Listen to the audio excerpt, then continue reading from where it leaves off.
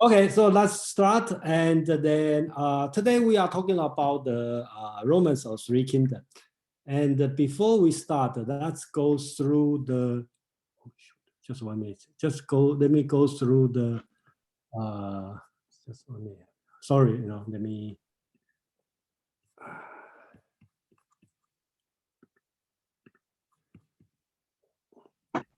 Let me share my screen first. Okay, so that's the schedule. The reason I'm talking about this, okay, for many reasons, because from time to time, philosopher or scholar in Eastern and in Western, when they talk about the Chinese philosophy, always focus on the spring and autumn warring state, so-called 100 school or 6 famous school. It seems like there's no more philosophy after that time. And then when I go through the Han Dynasty, and I find out Feng Youlan, the book we try to follow through, only spend 1 chapter about the Han Dynasty, and then jump to the Jin, which Pin already introduced about the Taoism utopia last week. And then I'm very excited to talk about the Neo-Taoism in the Jin Dynasty. But actually, we ignore a lot of things, in before Jin, okay, about 300 BC. So from the 200 BC to about 200 CE, these 400 years, we probably don't pay enough attention on that. So even Feng Youlan, the book we usually follow, didn't put enough effort. That's why I already add 2 sections on the scientific and scientific development and the skepticism, like Guànzhōng. And then I think I should add this book, The Romance of Three Kingdoms. And then next week, I will go through the Sima Qian, which is the historian, the greatest historian in China, and then his philosophy of history in general, okay, not only his idea. So that's the thing I want to cover. And then during that time, China start to have religion development. So the so-called Taoism development. So the 2 weeks from now, I would like to cover some of this, which is important. Some people may not think that belong to philosophy, but some people may think, but that's the thing actually happened. So I think I'd better cover it, and which also will help you understand the Romance of Three Kingdoms. So I think that's also important on the development on that. So, and then during the time, Buddhism start to come in to China, even it's not become very popular, but some idea already get in there. So that's the reason I changed the schedule, and then I plan to move to Neo-Taoism, the rationalism, and the sentimentalism, and in August. And then end of July, we have the Hinduism, the SK is going to talk about this one, and I'm not sure, Pin will have some idea to talk about. Okay, so that's the schedule, and then we will talk about this novel, Romance of Three Kingdoms. And I believe most of people probably heard about this, but I'm not sure how many people read word by word on that. So I will, okay, Kyle is showing something, okay, the book he's reading. So I invite Kyle in the group. Kyle, you want to talk about, Kyle is another host in the meetup group, and I met him in reading Dostoevsky, okay, reading, and right now we are reading the James Joyce, Ulysses, and he told me he planned to read Romance of Three Kingdoms. So I will have Kyle, have 1 minute to talk about your project and what you plan to do, and how do you think about Romance of Three Kingdoms. Kyle. Sure. So like my plan would be, I'm Kyle. I'm a hosting the Modernist Fiction Media Group out of Chicago, and we've been reading Proust and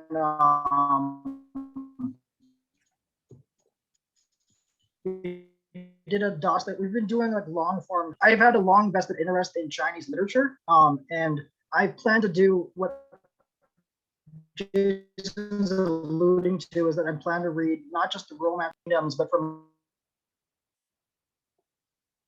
Is Kyle? Your voice is not clear. Oh, sorry, I got unmuted. Sorry, I'm planning to read from March 2023 to December 2025 all 6 of the classical Chinese novels: Romance of the Three Kingdoms, Water Margin, Journey to the West, Plum of the Golden Vase, Dream of the Red Chamber, and some 120 Chinese short stories over that 3-year span. So it will happen. It'll be announced in like January. It depends heavily on like my schedule if it clears out for the next 3 years, but I'm planning on doing that, close readings of it. And I have access to EPUBs and PDF files of all 6 of them in English that I've downloaded from the internet. So I could be able to, it would be easy to, English translations were able to do that. And I would be able to co-host, and my plan would be to co-host it with Jason. And he would probably know more about the Chinese philosophical background about it. I like long form seminars. I'm just finishing off a book club on a seminar on Proust. So I would be really well equipped to handle like doing this. It would be like 50 to 80 pages per week to sort of get through it as much of it as possible. But it would be titanic to do a massive seminar on this. But it would be interesting to see if people would be up for the challenge. 3 years at least, from March 2023 to like maybe late December 2025 or early 2026. It depends on how much, if we have enough time for that. But there's enough time for everything. So yeah, that's my plan. So Kyle, have you read the Romance of Three Kingdoms? Yes, I've read it. Kong Ming, Cao Cao. I don't know how to pronounce it. I don't want to butcher the pronunciation. Cao Cao. Okay, so can you just give like 1 minute summary if you want, or how do you feel about this book? Well, how I feel about the book is like it's about like the opening words of the novel really dictate it, like chaos and harmony, division and unity. It's about like it's fundamentally about the power of politics and like just really, you know, demonstration of power. Like if you want to talk about like Game of Thrones, for example, and you were to demonstrate like this, it's like a chaos of history, like as like 7 parts fact, 3 parts fiction. So as one Chinese commentator talks about it, it's really about power. It's tragic, and I think no other novel captures the historical sweep of Chinese literary history and just the sheer chaos and just the sheer like what is the opening sentence really talks about it a lot. Like it's really dense. I mean, 120 chapters of like just power. I don't know. It's hard to describe it because I've read parts of it. It's really, and reading all 6 of them is just immensely difficult. But it would be interesting to see what I don't know. But yeah, going back to you, Jason. Yeah. Thank you, Kyle. You know, so let's go through. Let me give some historical background, and then I will invite some 1 or 2 person, you know, if you volunteer to talk about what do you know about this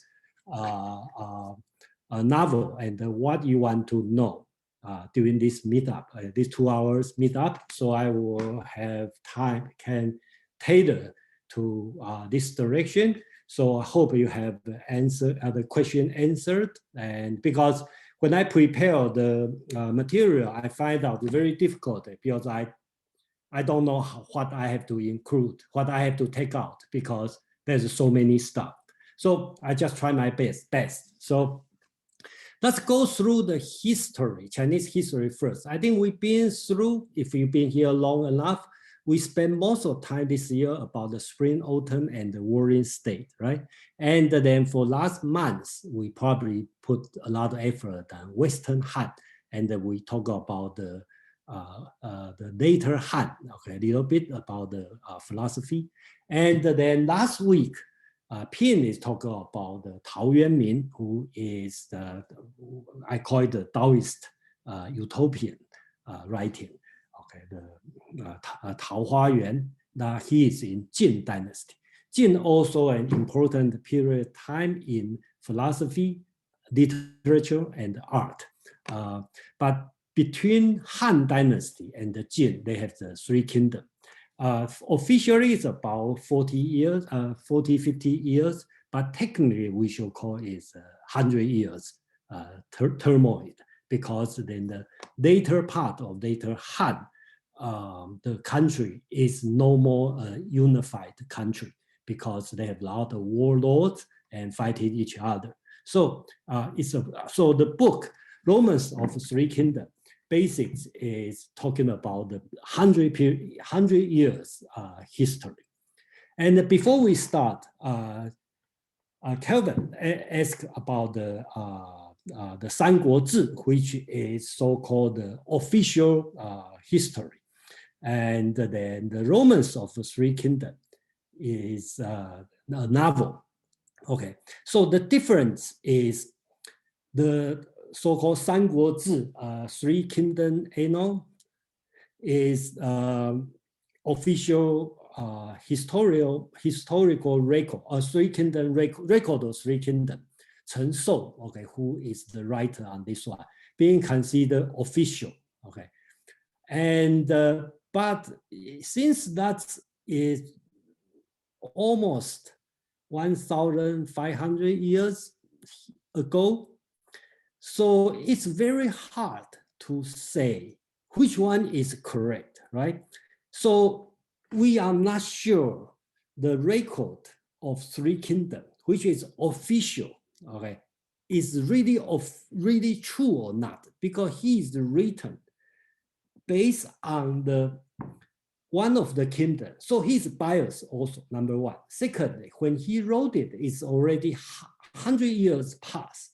So we are not sure how accurate of that. But one thing I'm sure is most of the people, not only Chinese, people in Asia, include Japan, Korean, what they know about the Three Kingdoms, this period of time, more based on the Romance of Three Kingdoms, which is a novel, than the official historical book. So it's very confused, because a lot of things people know are not in the record of Three Kingdoms, which is official. So in general, people said 70% truth, 30% fictional. But which 30%? Is that important? I think that's a big question. We can answer later. But I will do my best. When I go through the story, I will tell you, oh, this is not true, or this is not in the historical record, and this is in the historical record. I will tell you about this. Just like when you read Bible, right? You don't know it's true or not true. It really happened or not true, but it's really happened in this book. So that's the only thing I have to say, and I will try my best to tell. But of course, a lot of things you will know it's not true. For example,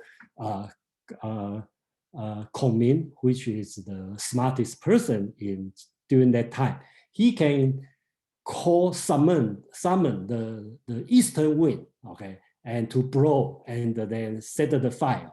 So of course it's not true, okay. But so that's the thing I like to mention before we start. That's the history during this time. So, and before I start, then let's briefly talk about the four great classical novels in China. Okay. So Romance of Three Kingdoms, okay. The Water Margin, which talk about the hero, okay, outlaws, and the Journey to the West, okay, so which is talking about the monk Xuanzang, travel all the way to India to get the Buddhism Sutra and then come back, which is also have historical account, but Wu Cheng'en, who is the writer, write a book, a story on that. So a lot of people probably heard about this one, but okay, another one is so-called the Red Chamber Dream, which is written much later time, and there's no historical truth. But this one is also a great book on writing in the 18th century. And the fifth one, I think, is also important, and Kyle said that's his favorite. So Also my favorite, Golden Vase, which is pornography. Okay, and then we don't know who is the real writer because it's not proud to be named as a writer.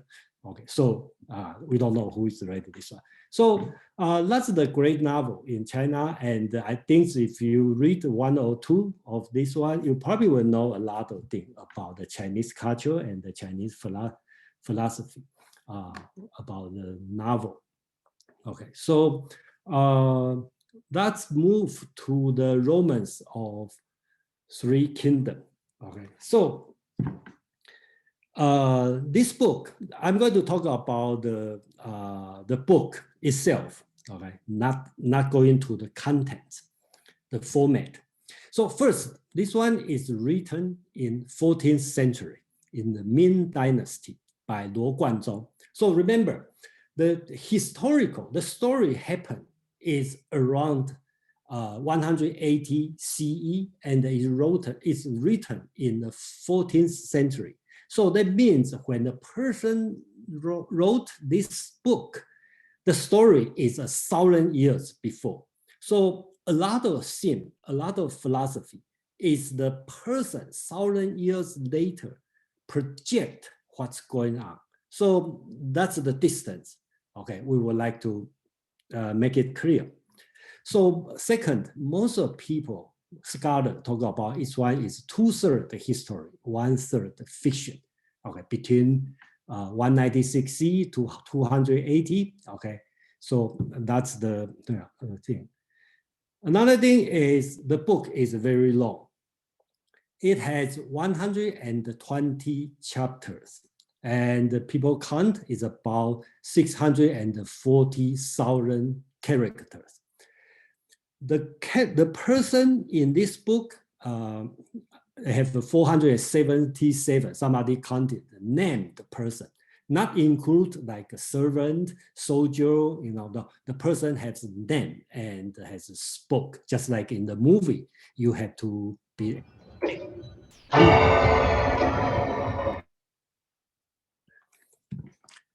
Okay, and then the writing style is very different than the most Western novel. If you are familiar with the writing, can you take care of Ro? Who is Ro? So the style is written in the third person, not the. Just who is the co-host? You need to take care of this.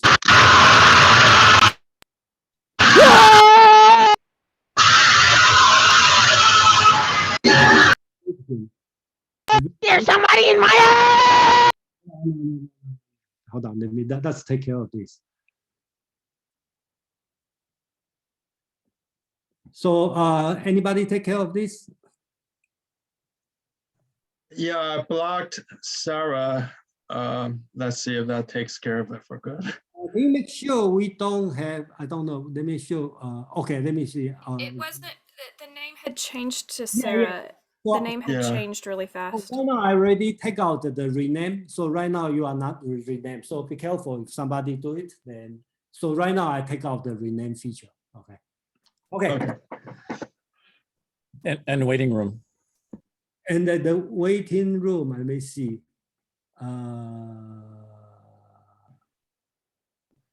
Yeah, I enable the waiting room. So you have to be in the waiting room. So that's great.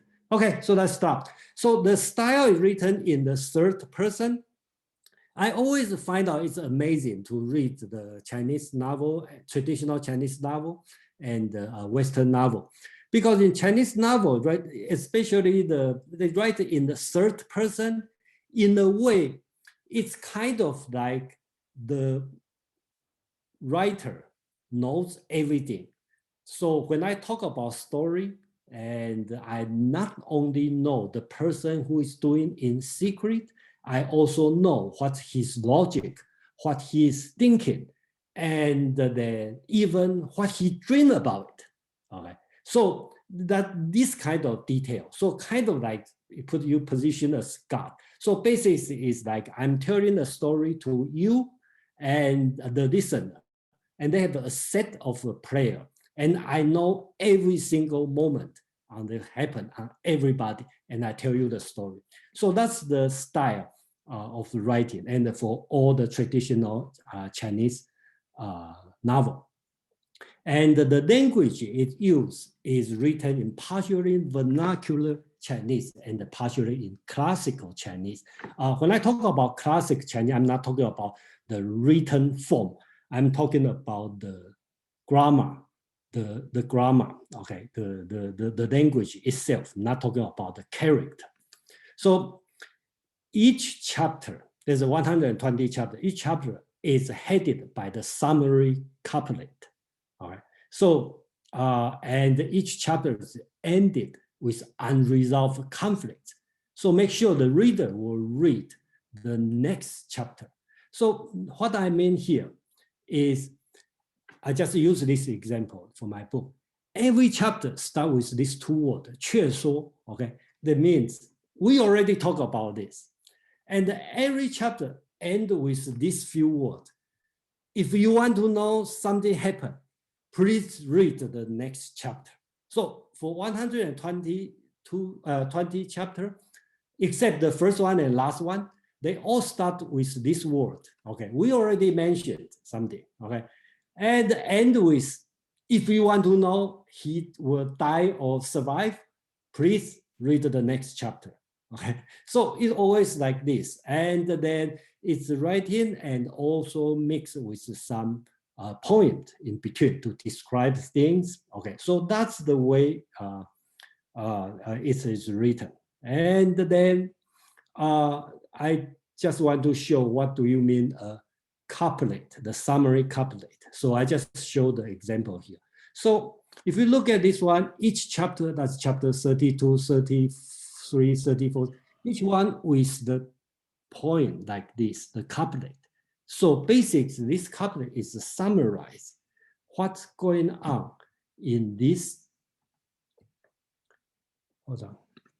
in this chapter. So for example, I just give the first chapter, okay? So it said, 3 heroes swear brotherhood in the peach garden. 1 victory shattered the yellow turbans in the battleground. If you look at this one, they have the 3 heroes and match with 1 victory. Then it comes with the verb. Then talk about brotherhood, okay, and the yellow turbans. That's all match. And in the place, in the peach garden and in the battleground. So each chapter have the title with this kind of couplet. And that I just use the last one as another example. I will be very happy to go through the 120 chapter, the title, and one by one, because I enjoy reading this. So the last one is talking about recommending Du Yu, who is the general, okay, and old general offer new plan, okay, and surrendering Sun Hao, that's the emperor, okay, of Wu. 3 kingdoms become 1. That's the ending chapter. So you will see each chapter, when you read this one, you know what's going on this story. That's the summary. And then you go to the chapter, see the detail. And they will say you, if you want to know something, read the next chapter. So that's the style of this book. So before I start, then that's if you have a question or comment on that, then there's a pin. Sorry, you have been waiting for a long time. So please pin. No problem. Yeah, thanks for the excellent intro. I just want to add onto what you said. So the part of the style of the writing is that it's written as a script for storytellers. So there's a long tradition in China, storytelling as a kind of a small theater performance at bars and restaurants, places like that where people gather, and there will be a storyteller there. And this has to do with the format of these novels. So each chapter in Chinese is actually called Hui, means round or episode. So each chapter, so the storyteller typically tells 1 chapter in a sitting, in one performance. And that's why also at the end, it always says, if you want to find out what happened next, please listen to I'll break it down for you, and please listen next time. So actually, Jason said read. Actually, it's not read. In Chinese, it's listen. And also, oh yeah, listen. Yeah, you are right. yeah, listen, not read. Yeah. So, and also the reason why it starts, each chapter typically starts with a poem or a couplet, that's the beginning. That's like a drawing of the curtain. There was no curtain, so this is the verbal. Normally, the storyteller will have a piece of wood that he will slam onto the desk as a gavel. So when he's ready to start, he slams the gavel and starts reciting the poem. That's when just to quiet all the chatter and stuff in the room so that people turn their attention to the storytelling. And also the storytelling, depending on each locality, has its own style. And many of them involve a lot of chanting or singing. Some of the other styles are just straight, verbally speaking. So that's why I think the poems help with the singing, more musical parts of the storytelling too. So I just want to add that context. Yeah, thank you, Pin. Yeah, yes, this book is not by Luó Guànzhōng himself, just sit down and write from the beginning to the end. Probably have a tradition, just like Pin talk about as a storyteller, and probably similar to Homer's Iliad or audiences, right? They probably already have some story, people singing, and somebody eventually collect all of them and sit down and collect all of them and consolidate. But the version we are reading probably not from Luó Guànzhōng, which is in Ming Dynasty, probably from Chen Shou, who is in Qing Dynasty, much later time, to review what Luó Guànzhōng have and do it. But we also attribute the author as Luó Guànzhōng. So that's the history on that. So before we move on to the philosophical part, then we have Wu Ping. Okay, please. Okay, I wanted to say that the previous Ping mentioned something, and that's what I also was in my head, because I remember when I was young, around noon, this kind of storytelling art form or performance is still quite popular on the television station as well. Yeah. And it was a lady who was talking about Zhao Kuangying. I don't know how to translate it. It's a person's name, very famous character in Chinese history. And she really memorized the entire book. And all her tools are just this piece of wood that make the sound, and also a fan. And just from her own lips and tongue, and the fan and this piece of wood, she can really recreate, the horse screaming and the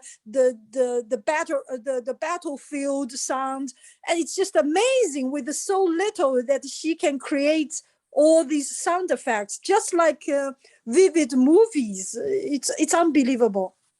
Yeah, thank you, Wu Ping. And then, yeah, today, that's another great thing we can talk about it. But today, let's focus more on the novel, the book X. Okay, so I'm not saying that's not important. I think today, let's focus on this. Otherwise, we go all over the place. Yeah. Okay, so before we move on, I will talk about some historic philosophical background, since our primary goal in this meetup is Asian philosophies. So let's talk about the, I think at the beginning, Brian talked about the Taoism. So I can try to summarize what you can learn from this one. And I'd like to make it tone correctly. This novel is not teaching you, the reader, this kind of philosophy or the moral, but they use this philosophical background. So in other words, they pre-assume people practice this kind of philosophy. Based on this, they write the story. So I hope this one will help you understand the story, Because if you don't know the philosophical background, sometimes their reaction doesn't make sense. So I just try to summarize what kind of philosophical background in this philosophy, in this novel. So first, of course, is Confucianism. Okay, so 人 benevolence. Okay, it's important for the ruler. Loyalty, you have to be loyal to your boss, your emperor. Okay, the prince. Okay, righteousness. Okay, what's the right thing to do? Okay, between friend, between your brother. Okay, something right. Taoism, something like reclusion. Okay, that's another Taoism teaching, like when philosophical Taoism. That means if the country is in turmoil, okay, and in turbulence, so the best way is protect yourself. So you should in the reclusion. Okay, so that's another Taoism teaching. Religious Tao also play important role because religious Tao probably started. I will have in 2 weeks. I will have another section. Probably will focus more on the religious Taoism, which is based on Taoism, philosophical Taoism, but it's not quite the same, with a lot of mystical there.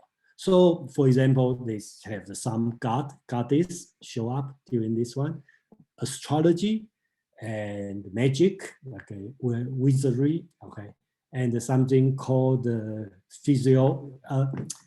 physiognomy, okay, just like in 18th century in Western have phrenology, right? You look at people's face and the body, and you kind of determine what kind of personality this person has. So this kind of thing already happened. And also have a Buddhism idea in the background.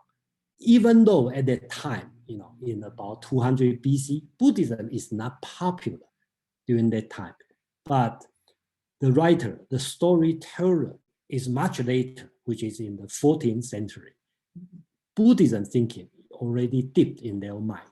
So when he writes the story, the Buddhism idea is deep there. So most important is the karma or retribution. If you did something bad, something will come back to you. You hurt someone, somebody later will hurt you later. So this kind of concept already running in the background. Another thing people may be interested is art of war. Okay, a lot of trickery. Okay, happened during this one because just like Kyle described, that's a lot of power struggling and the military operation. So you will see a lot of teaching on the art of war has been practiced here. Same as the 36 stratagems, I think, in application here. And a lot of 36 stratagems actually draw from this story. So I didn't do the study, but I think probably at least half of the 36 stratagems you can find in this novel. So that's enough for the background of this story. So before we go into the story of Romans of Three Kingdoms, let's have somebody, if you have read something, you have idea of this story, I would like to hear, if you don't mind, please share how do you think about this book. Or if you have a question or you think what you want to know, okay, about this book, I would suggest to ask. And let's keep the conversation for a few minutes. So I will move forward. So I give myself a mission to complete this novel within next 1 hour and 20 minutes. So let's do this one. So let's start from, okay, hold on, let me see. Okay, Madeline, okay, so I'm going to start from now. Okay, so right now I'm going to, please raise your hand if you want. So I'm going to write down, okay. Madeline first, Dave, Kevin, Chris, CK. Okay, that's it. So Madam, please. Yes, thank you, Jason. My question actually, I had seen several illustrations of the three brothers. Okay. And they, I also noticed that in the religious Taoism, you had physiognomy. Yeah.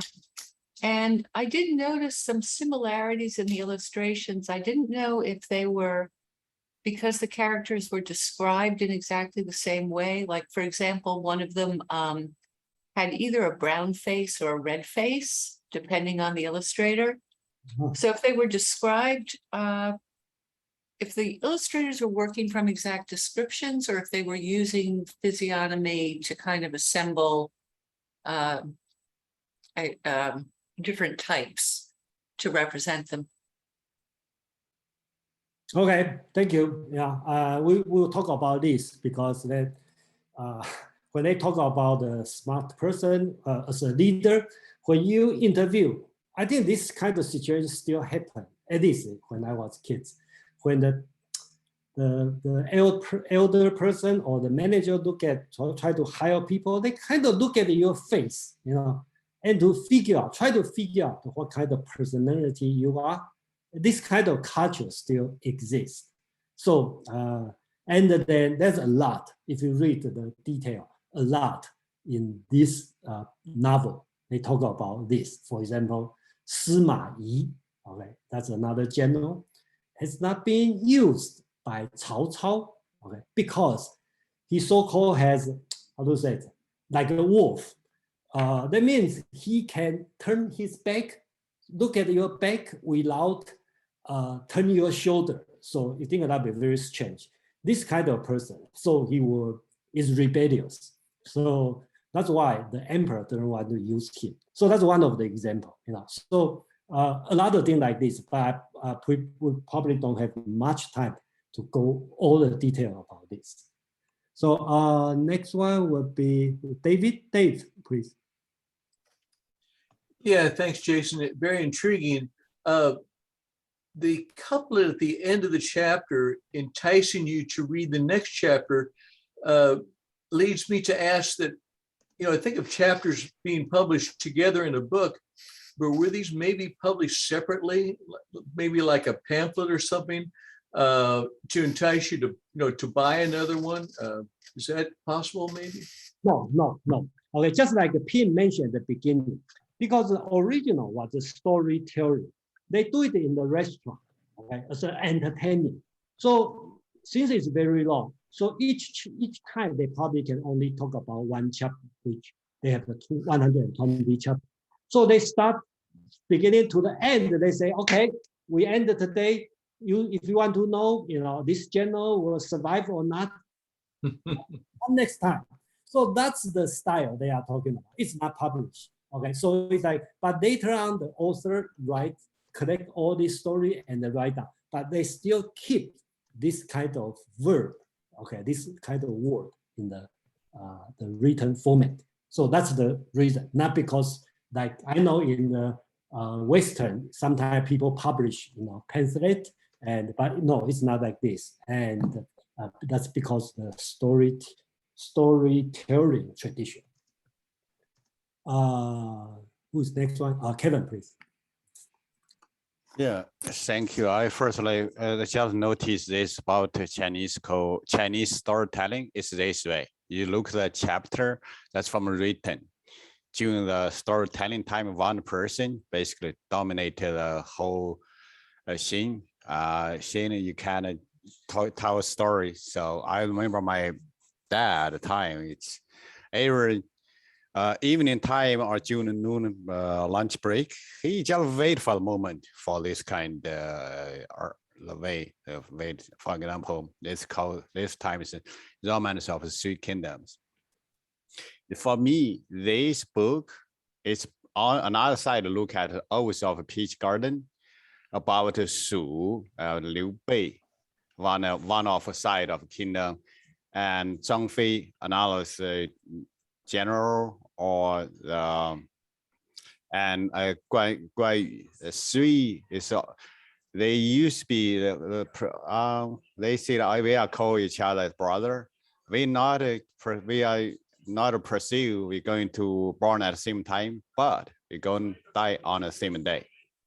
This book, even from some chapter, that's I would say learn Chinese culture and even in Eastern culture. Back to 1980, the Japanese made a game. Sango, basically, you know, how to fighting. They use some name, Sango, and yes, thank you. Yeah, thank you. And actually, that's a lot of popular culture on this one. And I have a mixed feeling about this. I'd like to use one example. It's Jonathan Swift's the Gettable Trouble, right? We all read it when I was kids. So it became a like fairy tale child story. So basically it lost its political philosophy side on this book because it became popular. Same as my feeling about the journey to the West and the Romans of Three Kingdoms and a lot of things, because it become a game, become the cartoon, so all the child know it and a lot of people know it.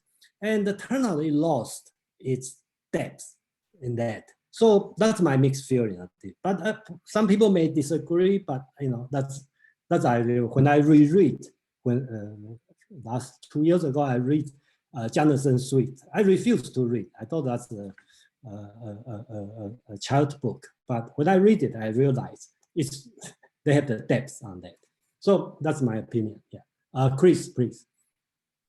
Yeah, very quick, Jason. So my question is, did you get a chance to read the expanded version? So I only very recently found out that the version I read as a child, you know, was the standard version, was the version that in the 1600s, right, in the Qing Dynasty, where I think the authors redacted about 15% of the original version.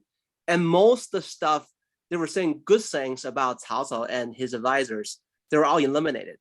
So so when I read the book, I always thought it was kind of one-sided because Cao Cao was just painted this horrible character. So I wonder if anyone had the chance to read the expanded version where they actually had more good things on Cao Cao, and you know, what was that like? Okay, so I didn't read it, and then anybody read it? I read the introduction to the translators afterward to the Romance of Three Kingdoms. He says that that the expanded version in his opinion does not capture the aesthetic power of the streamlined version that they cut down by 15%. I know what you're talking about, Chris. They're talking about they cut the recorded the Mao Zonggang, the Zonggang, I don't know how you pronounce it, Zonggang recension. Forgive me for my butchering of the Chinese, but it's that recension was cut 15%. He prefers the streamlined version more to it. Like it has a more aesthetic power, a bigger aesthetic power than the expanded version. Yeah. No, yeah, I know that one. So I don't really mind. I think, yeah, they're probably right from a literary point of view, to like a writing style. I'm just more interested in the substance, like, you know, like the stuff from like Cao Cao's point of view and his general advisor point of view, right? Okay. Versus solely from the point of view of his opponents. But it's okay. I'll probably do some more digging. That may set some limitation on this meetup. So let's focus on the version 120 chapter version on that. Okay, from now on. So we're going to the format on that. Not because I just want to focus on this one as a novel. Okay, and we can talk about it's truth or not truth, but not too much away from this. So in this way, we can finish this big book in one in 1 hour.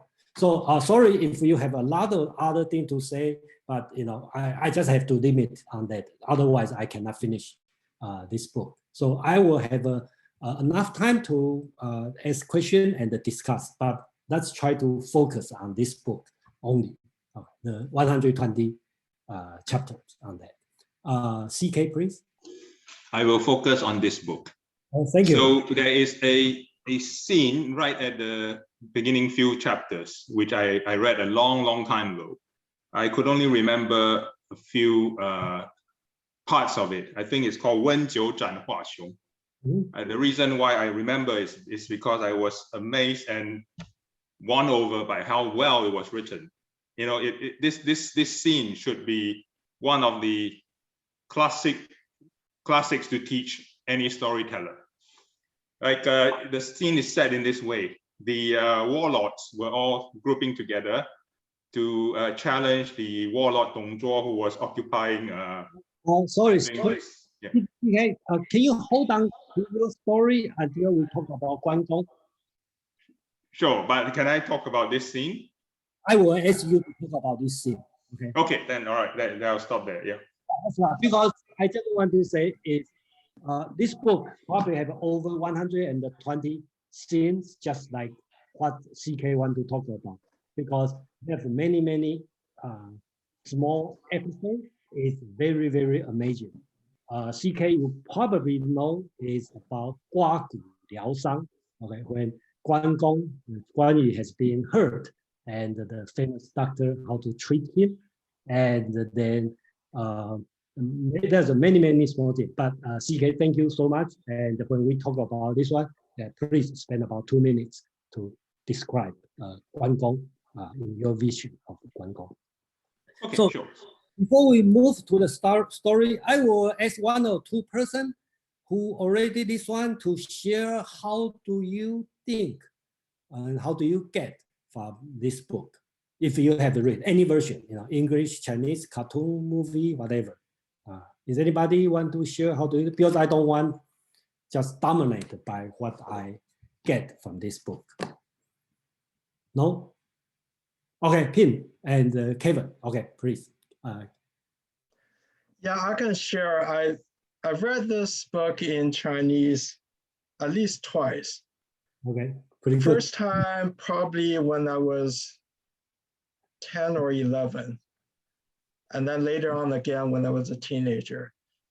Like you said before, it's really how most Chinese learned history and also basic moral values. And I think Kevin said this a little earlier too. If you want to, for someone who's non-Chinese and want the intro to how Chinese people think, even today, in many, you know, and I think this book is probably one of the most informative single books one can read. It's so that's my quick commentary. Thank you. Yeah, I read it much later, like when I was a teenager. It's kind of like how in America today, supposedly most people learn news from the late night talk shows, not from the actual 6:30 evening news. So this was kind of as far as the history of the Three Kingdoms, most of us learned it from the novel, not from the records of the Three Kingdoms. Okay, so let's have let's keep the conversation brief, short. Okay, because I would like to. We only have another hour to finish the story. We haven't go to the story. So we have Kevin, CK, as Kevin, Xu, and CK. Kevin, please.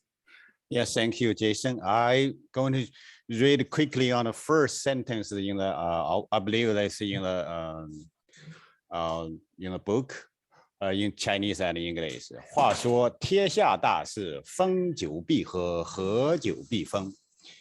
In English, as the saying goes, the general trend of the world, if it is divided for a long time, it must be unified. If it is unified for a long time, it must be divided. It's applied today. I would say thank you. Yeah, thank you. I think I will cover this one next week when we talk about philosophy and history. Thank you, Kevin. Xu, please. Yeah, thank you. Actually, I've never read the book. And when I was small, and I listened to the daily storytelling on the radio. As a kid, I was only interested in the story, but I think that I should read the book because I only read 1 chapter of the book. And when I opened the book, I realized that just like Ping said, you often know a literary work by the movie adaptation. But when you really open the book itself, it's so much richer and so much more. And I think it has a lot of morals, and there are a lot of commentaries in the book, and the commentaries about how you behave as a person. And I think that is the real treasure of this book that I want to learn more. Thank you for the opportunity to share. Thank you. CK, please. Yes, I want to just say that this book has a major impact in changing the course of Chinese history.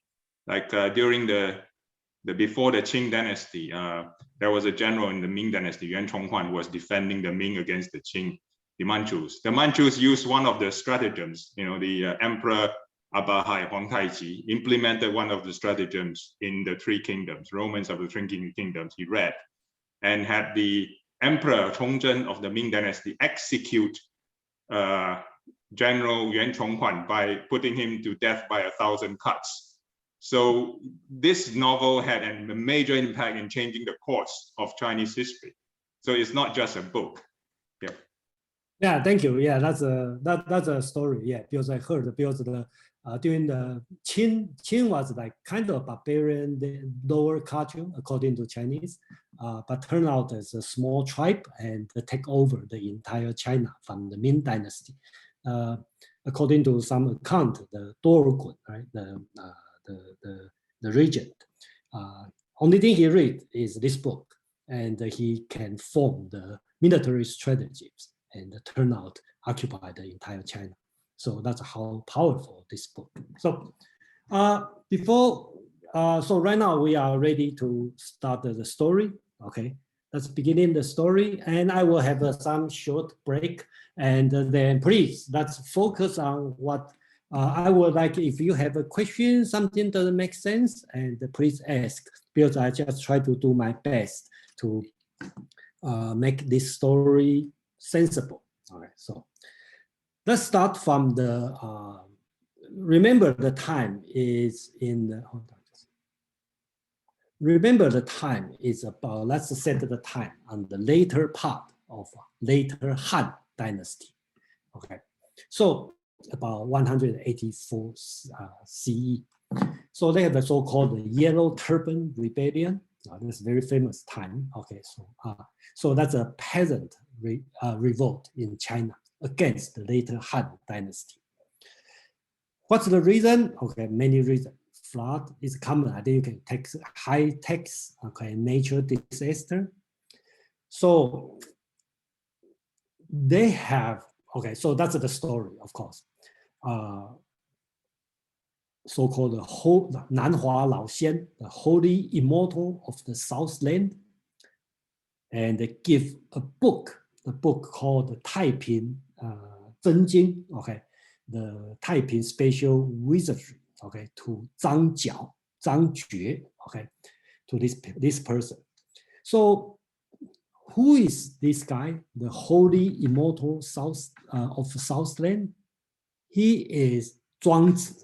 Okay, so again, Zhuangzi as a philosopher, and during that time has been immortalized. Okay, so become immortal, holy immortal. So he gave, instead of give the book Zhuangzi, okay, talking about all the Taoism philosophy, the Taoism philosophy book become the wizardry book, the magic book. So Zhang Jue learned this from this book, study this book, so he can start to call the wind and summon the rain, and cure all kinds of illness.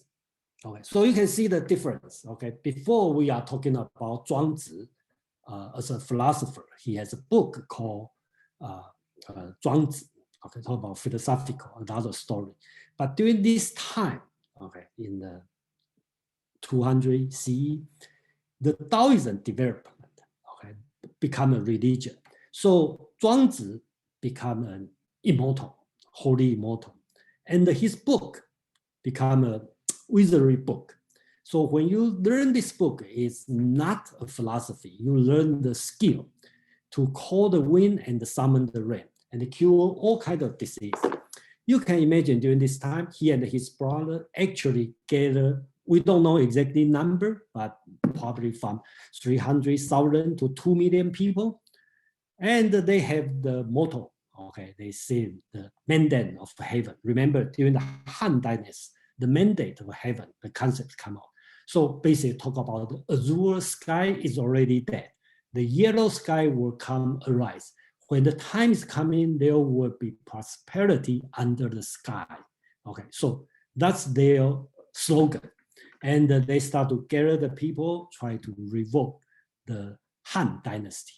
So the court, the royal court, doesn't have enough military to pacify the rebellion. So turn out they give the right to the local governor. So the result is after suppress the rebellion, actually you create a lot of warlords, and these warlords start to fight each other. So that's the background. So I will, if anybody have any question, I just want to make sure the situation is clear during this time. And please raise your hand if you have a question. Okay, otherwise I will move on. So the book, the story, that's the background, okay, during that time, and the story will start, okay, from this. CK, please. Yes, for the yellow turban, my version of the what they say is a little different, one word different. It says 苍天已死，黄天当道，岁在甲子，天下大吉. So that's what I read previously. It's just one word difference, that's all. Yeah. Okay, thank you. Okay, so the story start, okay, the book, when I say story, the book start, this book, not this book. The Romans written start from the three swan brothers of the peach garden. So, Ralph, you have a question? Yes, sort of following up on one of the previous questions, the picture on the right-hand side is interesting. These are three brothers, and yet the faces are very different. One is very pale, one is rather ruddy, and the other is sort of a brown demon's face. I wonder what the significance of these three totally very different faces on three brothers is. Okay, so let's hold this question on it. I may not have an answer, but somebody may have an answer. Okay, there's more tradition than why. Okay, okay. So there's well, one clarification: they're not blood relatives. These are they're sworn brothers. They're not birth brothers. Yeah, they are. Okay. Yeah. And the person that has a darker complexion is not supposed to look like a demon. That's okay. That's just the book described them as having darker complexion and big round eyes.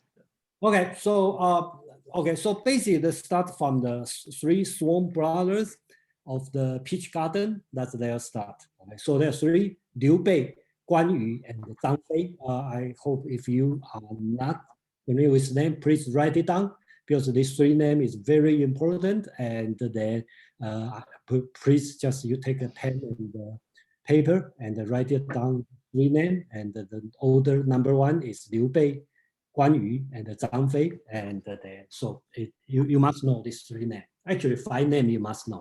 So that's the three. So that's the three brother. Swan brother, they're not real brother. So the most famous is so-called the oath of peach garden. So I believe everybody with Chinese culture are familiar with this name, this oath. And of course, this oath has no historical record, but being created by this novel has been seen for last, I don't know, 500 years, and all the mafia, okay, and they all sworn in the same way. So I'm going to read in English. I think that's kind of become the standard text. You just substitute the name, and then you can do it. Just find a temple, then you can sworn as brothers. Of course, today you can sworn as brothers and sisters. So we are Liu Bei, Guan Yu, and Zhang Fei.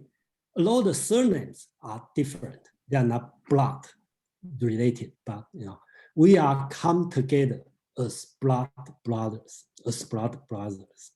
From this day forward, we shall join forces for a common purpose, to save the troubled and aid the endangered. We shall serve our country and care for the people. We seek not to be born on the same day, in the same month, in the same year. We merely hope to die on the same day, in the same month, in the same year.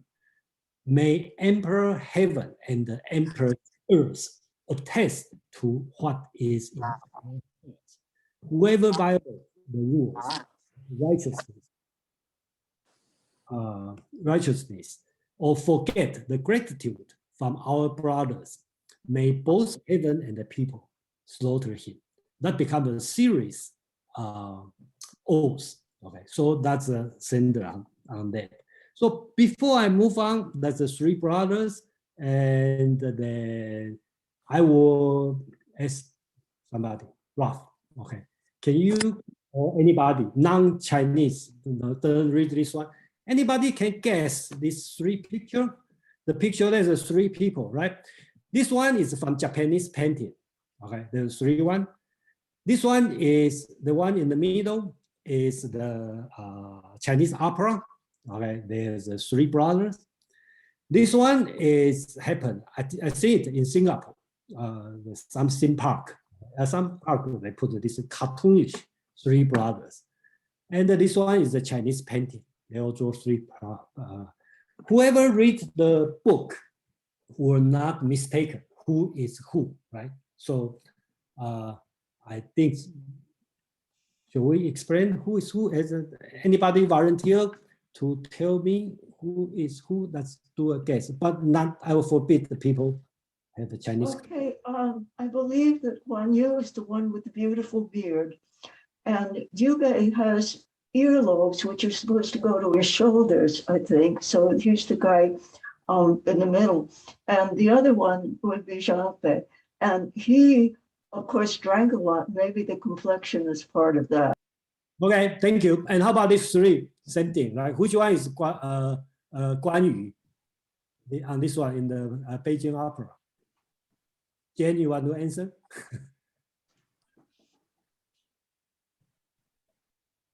You are muted. You are muted. You are muted. Okay, we cannot hear you. Oh, here we go. There was very hard to tell. I mean, because there were two guys with beards, and so I give this one a pass. So the one with the red face is Guan Yu.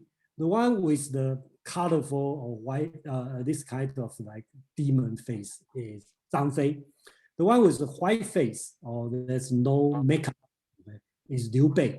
So in this picture, in Japanese picture, you see the red one is Guan Yu, and the dark skin is Zhang Fei. The white skin is Liu Bei. Okay, so same thing. So actually, if you go to Asia, okay, so I believe nobody will mistake these three. Doesn't matter what kind, cartoonish or sculpture, painting, nobody will make mistake. So that's why I suggest, I put these three pictures. So make sure, nobody misunderstanding these three people. And these three people are the most important in the novel. And then, so we will, that's I should say the center or the starting point of this novel. So Wu Ping, please. Oh, I was just saying that regarding the face, the color for the Beijing Opera, sometimes because there are a lot of audience, they have to see the characters from far away. So they use a very exaggerated color paints and whatever to show the characteristics. So the color of the face actually reflected their personality or something, the temperament and stuff like that. So basically, just back to Ralph's question, I just try to answer, may not be 100% correct or something, but you know, a lot of the red face probably means his righteousness, and the demon kind of face means he had a bad temper. Okay, and the white face or was person without makeup reflect that he is kind of the leader and more neutral, knowledgeable, intellectual kind of person. So-called Lao Sheng, or old scholar, if I may translate. So that's the description. And the Jen make it very correct. And he has a big earlobe. Okay, because according to description, his earlobe is to the shoulder. Okay, so that's his face. And his body, I talk about Liu Bei, his body is long and the leg is short. And one of the reasons is this kind of person, when you stand up, you are shorter than other people, but you see he's shorter. But when you sit down, you are taller than other people. So this kind of person is supposed to be leader because you sit and you are taller, you don't stand up. So that's the logic. So yeah, that's the unpainted face. The face normally that's painted completely white are the evil ministers, and that's the next person. Trickery and untrustworthiness, like Cao Cao and Sima Yi, is like with the painted white face. That's only in the Beijing Opera. Yeah, Beijing Opera. And so just to throw in another thing, all three of these have become deities in popular Chinese religion, in Taoist religion. So you go to a lot of temples, you will see the statues of these three characters. Okay, thank you. So let's move on. Okay, so please write down the fourth name. Okay, who is Cao Cao? Okay, unfortunately, the English Romanized spelling doesn't have the tone, so should pronounce it Cao. Cao. Okay, that's two words. Cao is his last name. Cao is his first name. So okay, some people pronounce it very strange, Cao Cao, something like this, but that's Cao Cao. So he's the bad guy, if you make it simple, okay, in this story. All right, but historical, what's his contribution? That's a different thing. But you know, a lot of people want to discuss this, but let's put in this story, okay? Because this novel, they painted Cao Cao as the worst of the worst, okay, in the history. So remember, during the background, after the suppress the Yellow Turban rebellion, a lot of the warlord, they are fighting each other, and the central government become very weak. So all people try to control the royal court. So Cao Cao had a strategy, so-called hold the son of heaven, which is the emperor, to command the warlord. So he himself become the prime minister. So every command he issued through the emperor's name. So at that time, people don't want formally against the emperor. So they have to listen to him. That's the way he tried to control the entire country. So he is able to secure most part of northern China. And remember, during that time, the northern part of China are more civilized, and that's the important part, political center. So he basically controlled the northern part of China, the major part of China, and he became the prime minister of Han Emperor. And later on, he became the Duke of Wei and the Duke of the King of Wei. So we'll talk about this one later. And then in this book, the novel, the Romance of Three Kingdoms, Cao Cao was portrayed as a cruel and merciless tyrant in this literature. But he has also been praised as a brilliant ruler, a military genius, and a great poet, and possesses unrivaled charisma,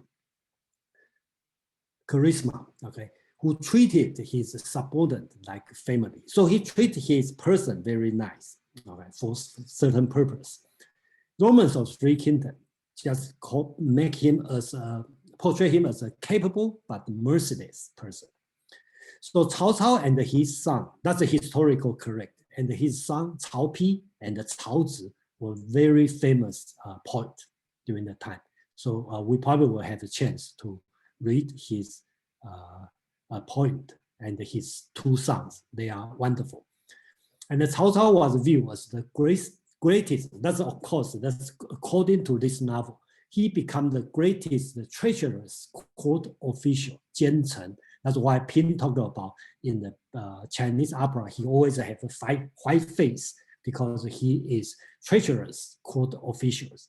And even though, if you look at the historical and what he was doing, actually he was trying to restore the Han Dynasty. But he was described as a merciless leader in the Romance of Three Kingdoms. And one of the reasons is in the historical account, his son Cao Pi eventually seized the throne at 220 CE. That's officially marked the end of the Han Dynasty. If you were in here last 3 weeks before, we talked about one of the Confucius idealism, San Rang. Okay, the throne abdication. You give your throne to the able person, of virtuous person. So basically, he is able to practice this one, his son. So you officially end the Han Dynasty. So why he's a bad guy or doesn't matter what he did, one of the key teaching here is that's a very Confucius teaching. One's virtue, so-called, is much more important than his capability. So even we don't know because he died, okay, early, okay. So and plus his son seized the throne from Han Dynasty, but we really don't know what's his intention. We could say he paved the road for his son to take over the Han Dynasty, or we can say he really want to restore the Han Dynasty, because we really don't know, what's his intention. But unfortunately, this book, The Roman Three Kingdoms, step by step portrayed him as a very evil intention to steal or want to seize the throne from Han Dynasty. So that's the number 4 person, the fourth important person in this novel. So anybody have a question on this one? Okay, so let's move forward. This person also important, but I will not call so important. So if you don't want to write down, that will be fine. That's one of the Sun Quan. Okay, so remember we have the Cao Cao on the north. Sun Quan, his father Sun Jian was the governor, basically become a warlord, and in Changsha, which is on the southeast of China. And then when Sun Quan secured himself a state in the Jiangdong, which also is part of the Yangtze River, the Long River, and he started to build the kingdom of Wu. Okay, so that's another kingdom on the east. So during that time, because a lot of war in the northern China, even northern China considered more civilized or political center, but the southeast part start to develop. Okay, like today's Shanghai. Okay, that become a more rich area because there's war and then people grow rice. The weather is better, so he's able to set up in this area. So he has his own kingdom during that time. So that's the 2 kingdoms being started. One interesting is in the novel describe this Sun Quan, his face. So he talk about square face, big mouth, blue eyes, purple beard. So sounds like a European. So some people say his mother, his birth mother, biological mother, could be Persian, because they probably have some in the east part of China. They probably have some trade with Persian merchant. So and then his father may get pregnant a Persian girl, something like this. So of course we don't know, but I just find this interesting to talk about. He looked like European during the time in the novel. So we have the rough and the Mandarin, please. Okay, thanks. I understand that in the area of what is the kingdom of Wu, some of these languages from Shanghainese and Wenzhounese are called the Wu family of languages. Is that the same word, and that goes back to the kingdom of Wu? Because I guess the others ones, I don't recognize any contemporary use of the Shu kingdom or the Wei kingdom, but the Wu kingdom is still recognized as a language group. Yeah, I think you are correct. Yeah, still called Wu, and that's the same word. And then I would like to talk about next week is start from this point for another 400 years. The Wu, okay, the south part of China, never together with northern part. So that's a big disunity between the north and the south. Even we call the Jin dynasty, it's not really a united nation. It's a 400 years separate until the Han Dynasty. So the southern part dialect or language will be very different from the north, start from this time, and then go for until Tang Dynasty, they start to unite it. So that's just brief answer to you. Mandarin, please. Yes, I'm just curious about the purple beard. I'm wondering if the character that's translated as purple there means that very dark reddish black mysterious color. I don't know, but in general, during most of time, Chinese culture or literature believe a great people always looks different.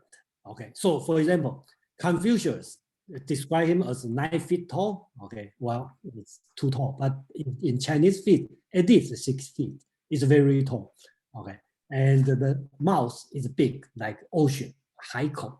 Okay, so for the powerful person who is always has some association with their look. So I think I will take this one just literally to describe his different looking. So he's supposed to be doing something different.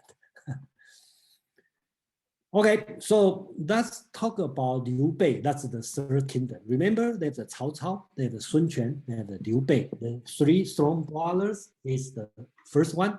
So he eventually established a kingdom on the southwest. Remember, north is Cao Cao, southeast is Sun Quan, southwest is Liu Bei. Okay, so his last name is Liu, and if you know history, Han Dynasty is Liu family. So he's related.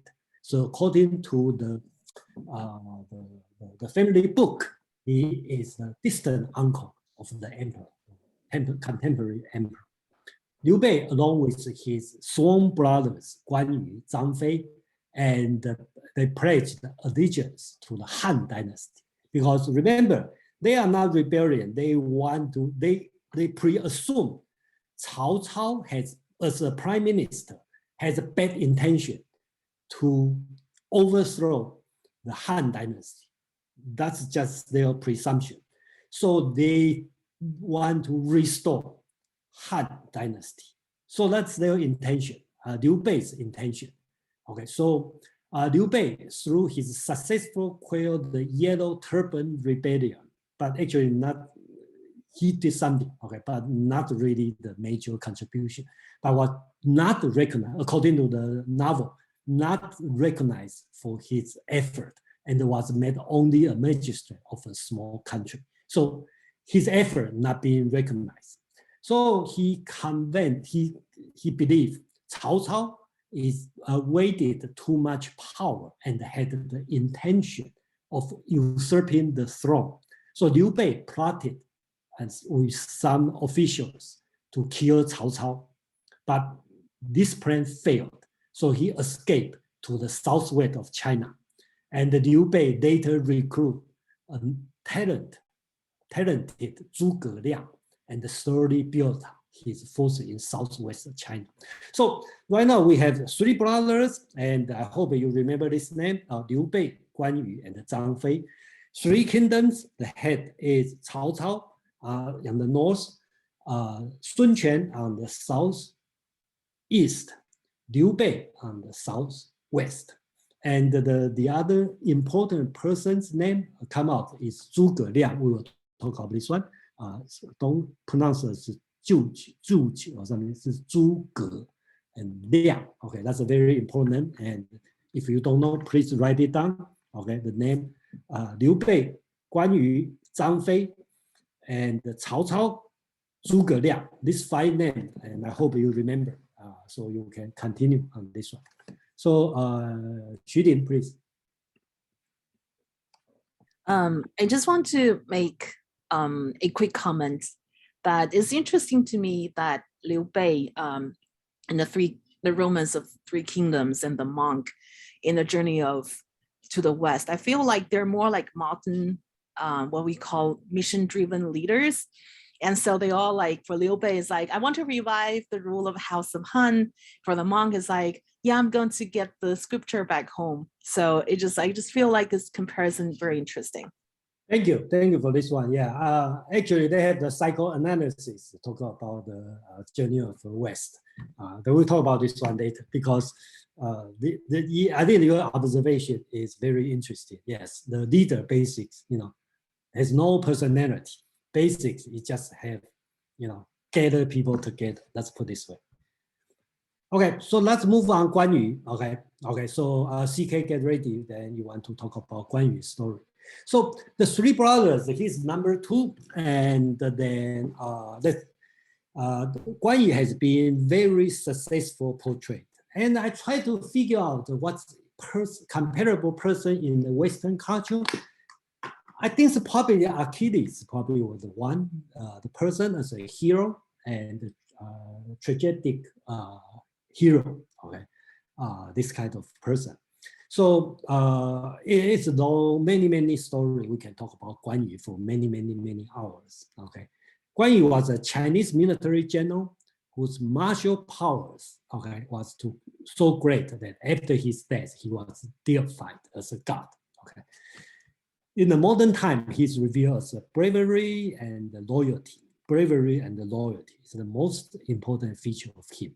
He has also become a popular figure in the historical fiction, movie, video games.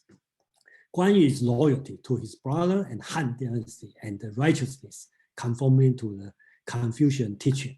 So it's appreciated by all Chinese emperors. So Guan Yu's importance from this novel and being highly appraised. One of the reasons is Chinese emperor would like this kind of person, loyalty, bravery, okay. So that's the person, not only Chinese, I think every centered government or authoritative government will really appreciate. So if Guan Yu become a god, okay, so in Taiwan, they have a lot of temple dedicated for Guan Yu. So let's do some image of Guan Yu, okay. So that's all the image of Guan Yu. I think if you visit some Chinese souvenir store, you probably see this one and this one, right? So on the horse, and so that's the image of Guan Yu. When you see it, you know it's Guan Yu. Okay, and these two pictures I take it from Taiwan, Xingtiangong in Taipei. I usually when I go to Taiwan, I will visit this one because my parents will go there, and whenever I have some important thing, they will pay their respect to Guan Yu. Okay, so kind of like my patron god, if you want to call. Okay, and then so that's the image in the temple, and that's the temple in today, Xingtiangong. It's in Taipei City, very big. So I probably every time I go there, I will visit there. So it's a Guan Yu. It's been there. So some things associated Guan Yu. There's many things. Okay, so first, so-called the weapon. That's the weapon. Okay, that's the green dragon crescent blade. 青龙偃月刀. So you will not mistake. Okay, him, because he is the only person who used this one. His horse, okay, red hair. Okay, so that's his horse. He's not just like a general. He read. Okay, he reads spring and autumn annals. Okay, so of course I don't think that's true in history. That's just the novel. So famous thing. Okay, I'm not going to talk this story, but basics he wear the bright green coat armor. So he always wear green, long beard, red face. So green hat. So that's him. Okay, so that's the image of Guan Yu. Before I go to the other person, and CK, you want to talk about one story about Guan Yu? Yeah, what impressed me so far, well, I've read the Romance of the Three Kingdoms a very long time ago, so my recollections may be a little hazy. It's how good the storytelling was and still is. You know, in one scene where the warlords gathered to depose the warlord occupying the capital Luoyang at the time, Dongzhuo. So the warlords, I mean, there was a general under Dongzhuo called Huaxiong, whom seemed very invincible at the time. So the other warlords had or generals had a conference before going to war to depose Dongzhuo to see who could take down Huaxiong. So at the time, Guan Yu was a nobody, and he volunteered to go and challenge Huaxiong. So Yuan Shao, I think, was a general who would look down on Guan Yu and say, hey, you're a nobody. I mean, anybody could be better than you. So why have this nobody go out and challenge Huaxiong and make us lose face? But Cao Cao at the time said, why not? You know, this nobody should be given an equal chance as well as anybody.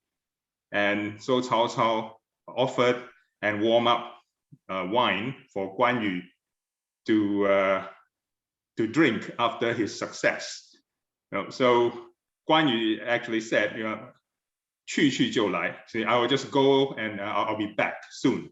So nobody believed him then, but Guan Yu went out with his spear and a horse, and you know, in a really gigantic, classic and catastrophic battle, there was this like fighting between Guan Yu and Huaxiong on horseback, and he took Huaxiong down with one blow, and then his head. So he brought back Huaxiong's head and then threw it to the ground in front of all the warlords, and then sat down and drank the wine. And the wine was in the Chinese, it said 酒上温. The wine was still warm, meaning the whole process went really quickly. So that had a really, you know, dramatic effect in my brain when I read it at the time, because the storytelling was so good, so rapid, and it brought out all the heroism in that scene. And also it made me want to go out and challenge people whenever I could, you know, which is not a very good thing. But yeah, that's one thing that stuck out in my mind, and I wanted to share this scene because the storytelling right at the beginning was already superb. Thank you, CK. Yeah, actually there's many stories on Guan Yu and Zhuge Liang and Liu Bei and Zhang Fei. Many these stories. So each episode is a full story. So Pin, please.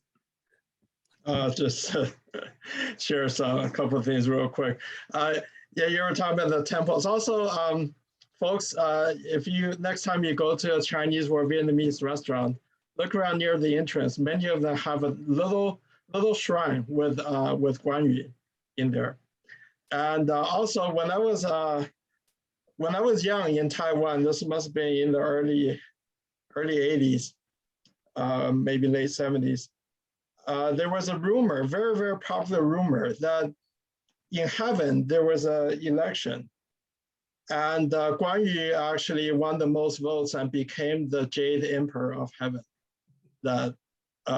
Did you hear that, Jason? That was a very popular rumor at that time. Say in the in Taiwan, okay, Ma Zhu and the Guan Yu probably the most popular gods, in Taiwan. I don't know other, and all the businessmen, they all put the Guan Yu over there, and also in the mafia, they worship Guan Yu all the time. Okay, so that's how important it is. He is. So let's move on. Okay, the fifth name, please write it down. Zhuge Liang. Okay, so again, please remember this 5 names. Okay, Liu Bei, Guan Yu, Zhang Fei, Cao Cao, Zhuge Liang. Okay, only Cao Cao are bad guy. Zhuge Liang, Liu Bei, Guan Yu, Zhang Fei are good guy.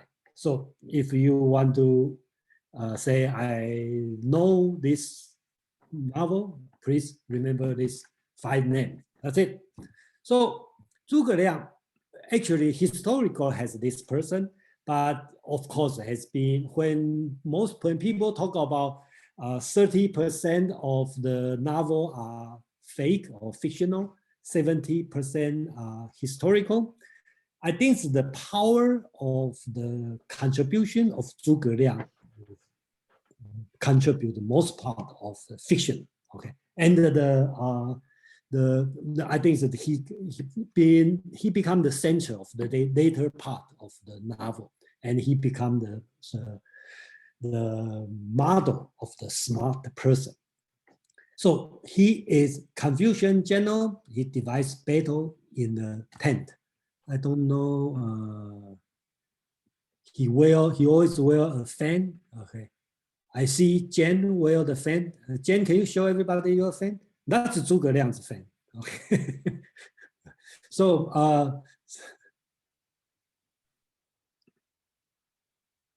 you want to say something, Jen? I think okay, go yes, ahead. I just wanted to say he used goose feathers. I made mine with ostrich feathers. Yeah, not the electrical fan. I'm talking about your feather hand, not the electrical fan you show. So the fan here, so he always has a fan. Okay, so he is a general, but he is a Confucian general. So he, unlike Guan Yu always wear armor. He wear the plain clothes. He never on the horseback. He always on the cart. Okay, so that's the image he has. He seems to be the smartest person in this world. Probably not only in China, around the world. Okay, and from the history, record, he know everything. Whenever, even today, if somebody he calls himself something like Zhuge Liang, that means he's super smart. Okay, he's a Confucian scholar, Taoism hermit. Okay, before Liu Bei visited him, he was hiding as a Taoism hermit. He's a military strategist. He's an inventor. He invented some machine card. He's a sophist. He talk and he can convince people. He is also a religious Taoism wizard, so he can call the wind, summon call the wind and summon the rain. Okay, so he can call this kind of thing. Okay, and he is astrologer. When he look at the sky, see the house thing move, he know what's going on in the future. So Liu Bei, remember that's the first one on the three-throned brother. He tried to set up his kingdom, his local government. He tried to restore the Han Dynasty. He humbly paid 3 visits to Zhuge Liang's cottage. So 3 times and to recruit him. So this one so-called the 3 humble visits to the sacred cottage become the teaching of how a ruler or one called manager should treat his talented staff. So this one become very famous, but of course there's no historical account talking about this. That's purely from the novel. So Liu Bei heard Zhuge Liang is very smart, but he didn't want to go out. He called himself a sleeping dragon, Mr. Sleeping Dragon. So he think the world is hopeless, turmoil, and then he just want to practice Taoism and study and doing some farming, and that's what he want to do. But Liu Bei think that's important. So he visited him 3 times. He rejected him 3 times. Until the 3rd time, he agreed to work for Liu Bei. So what he did, he traveled to the Wu and formed alliance with Sun Quan and fight together against Cao Cao.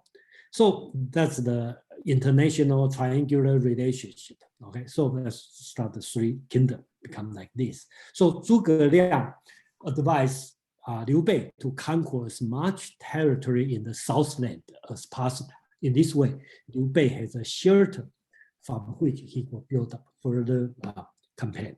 Okay. So I think this one is also important in the battle of the battle of the Red Cliff.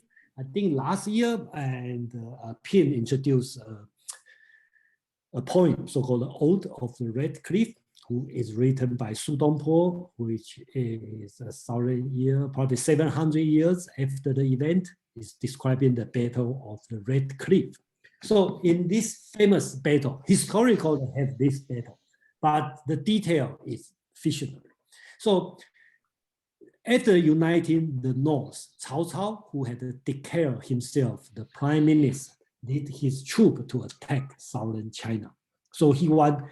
That time he claimed he has 1 million military. He tried to cross the river, the Yangtze River, the Long River. So he wanted to take over the Sun Quan, which is Wu, and the Liu Bei. So he will unite the entire China. And his purpose, he said, he wanted to restore the Han Dynasty. But to resist the Cao Cao invasion, Liu Bei sent Zhuge Liang to persuade Sun Quan in Jiangdong to form an alliance. So they agreed to the alliance, and the Zhuge Liang stayed in Jiangdong as a temporary advisor. So Cao Cao was defeated in the Battle of the Red Cliff by the combined force of Liu Bei and the Sun Quan. And the Zhuge Liang called, so the story is this, okay, totally fictional, okay. Well, historical account, that's correct. Cao Cao tried to go to China, cross the river to unite the entire China. So he had 1 million soldiers. But remember, people in the north are not good in water. So when they get on the boat to cover, they got seasick. So what they doing is they chain all the boat together. So we'll make the boat stable. So the 1 million soldiers can cross the river. But unfortunately, they set the fire and to burn the boat. And since all the boats are chained together, so they cannot escape. So the entire 1 million soldiers are burned. So that's the historical account. But in the fiction, in the Romans 3 novel, they talk about Zhuge Liang. He's a Taoist wizard, okay? So what he did is he doing some witchcraft and call the wind. So the wind at that night start to blow and they set the fire and then burn the Cao Cao. So after this war, the 3 kingdoms, the situation of 3 kingdoms basically set up because Cao Cao has been lost too much military power. So he only can stay in the north.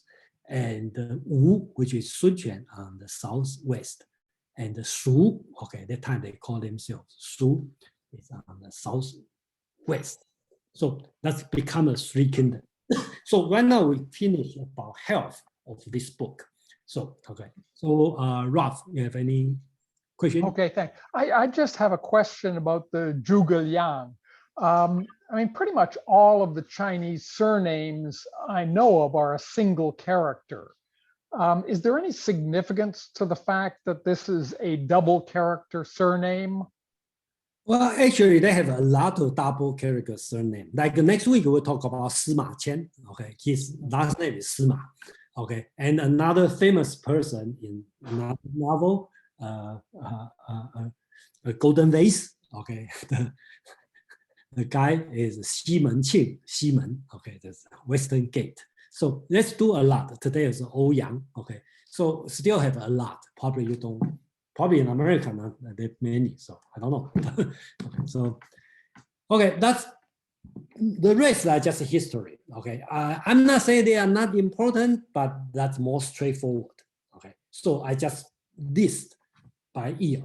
I just have to admit this presentation take me some time, and it also helped me to organize the timeline, because the Chinese calendar is very messed up, because they always use the emperor's name and the year. So I really have no idea, how many years apart between this event and the next event, because the emperor changed. So I really have no idea. But prepare this one, just help me to clear out what's going on. So the following story was much easier. Okay, so I'm going to read through, and then please be patient on this one. So Cao Cao declared himself at the 216 as king of Wei. Remember, Han Dynasty is supposed to be central government. There's no kingdom underneath the emperor. So he started to declare himself as king of Wei, even under the emperor. So that means you change the Han Dynasty government system to feudalistic system. So then Liu Bei, since Cao Cao declared himself the king of Wei, so Liu Bei declared himself as Han Zong, which is Shu. Okay, so Guan Yu on the year 220, Guan Yu was killed by Wu, because even they form alliance. The Jingzhou, the one territory problem, and he was killed. And then after that, Cao Cao died from the brain cancer. So the same year, Cao Cao died. Cao Cao's son, okay, Cao Pi, okay, he became the emperor of Wei. Remember, he practiced Confucian, the idealist practice, song application, so-called San Rang. Okay, so he forced the Han emperor give the throne to him. So Han is over. So Zhang Fei, since remember the three brothers, Guan Yu was killed. They want to die in the same day, but actually, so Zhang Fei tried to a revenge for his brother, but unfortunately he died during the mutiny. Liu Bei declared himself as emperor of Han, because Han is finished. So Liu Bei, as a relative of Han, he think about to restore the Han Dynasty. So he declared himself as the emperor of Han. Okay, he want to unite the China. But he want to do is revenge for his brother, Guan Yu. So he tried to wage the war against Wu, but unfortunately he failed. And then he died. So Liu Bei died after defeated by Wu. Then after he died, Zhuge Liang tried to repair the alliance between Shu and Wu, or Han and Wu, build the relationship, because they have a strong enemy on the north. So he repaired the relationship. So Zhuge Liang, before he want to fight back to the north, which is Wei, he has to do is secure his southern part. So he had 7 times catch and release on the south part of the chief Meng Huo. That's another long story. So then Zhuge Liang started his northern expedition. So he want to just follow what Liu Bei want to do, the united China. Okay, because remember right now the situation is Wei has been already take over Han, normal Han Dynasty. So Shu, Liu Bei tried to claim himself as the emperor of Han. So what he want to do is he want retake the northern part. So but unfortunately he died. Zhuge Liang continued the northern expedition. During this time, I have to introduce another person, so-called Sima Yi. He worked for Cao Cao and majorly worked for Cao Pi, his son. Okay, so in the Wei dynasty. So he's a military general, he's a politician, he is a regent of the state of Wei. And there is a battle between the Zhuge Liang and the Sima Yi. Okay, just answer rough question. Sima that's his name, last name, Sima, double last name.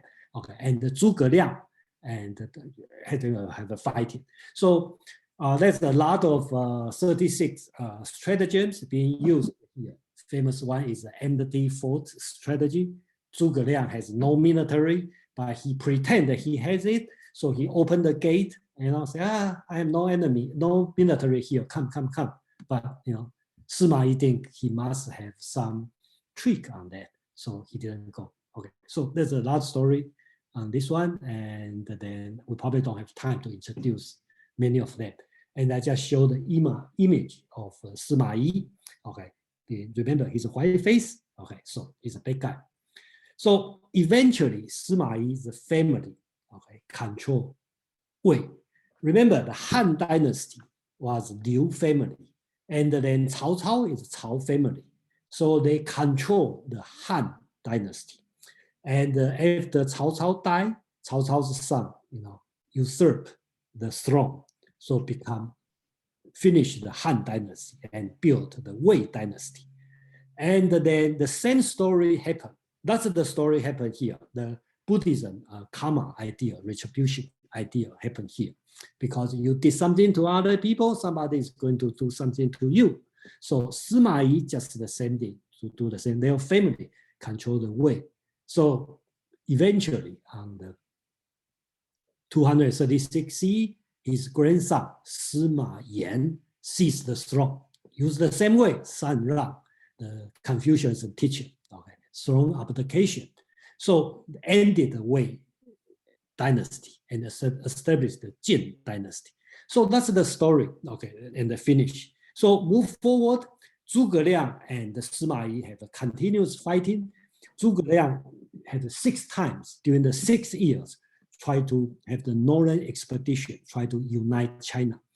He tried to go in north, but Sima Yi is a great, and at the same time, Sun Quan declared himself as a great emperor of Wu.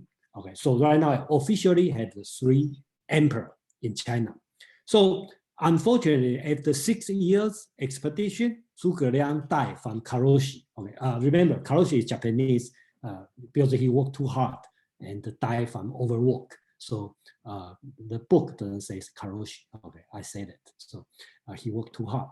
So year 236, Sima Yan, the grandson of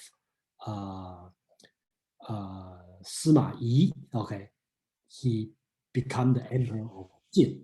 Okay, so he take over. Okay, so Wei is finished, then Jin. Then Jin try to annex Han, so they finish Han. Then they go to the Wu, then Wu finish. So the south, the 3 kingdoms all finished. So the last chapter of the Roman 3 kingdoms, the 3 kingdoms become 1. Okay, so only 1 kingdom. So that's just like Kevin talked about. Right? At the beginning, they talk the opening of the first chapter. Talk about the in this world, right? If the country is unified for a long time, it start to disunify. If it disunify for a long time, it will become unified. So that's the major theme here. At the beginning, talk about Han as a unified country, then disunified, becomes 3 kingdoms. Then to the last chapter, they reunify again as the Jin Dynasty. So this part is not in the 3 kingdoms, but just give you a head up, is Jin Dynasty only lasts for 50 years. And then they have become Eastern Jin. Actually, there's mass migration to the south. And the north and south has constantly war. And then they so-called the Northern and the Southern Dynasty. So until the 6th century, the 7th century, Tang Dynasty reunited China. So basically, this disunified, only 100 years disunified, only have 50 years unity.